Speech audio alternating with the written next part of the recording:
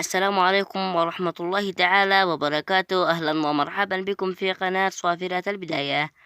نكون في هذا الفيديو الجديد الذي سوف نتحدث عن موعد المباراة والتوقيت والقنوات الناقلة للمباراة القادمة التي ستجمع بين نادي باريس سان جيرمان من أمام نادي إنتر ميامي في كأس العالم للأندية في الجولة السادسة عشر.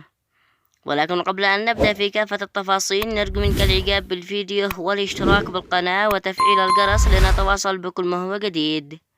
اكتب لنا آراءك وتوقعاتك لنتيجة المباراة في الأسفل في التعليقات، ولا تنسوا الصلاة والسلام على نبينا محمد صلى الله عليه وسلم.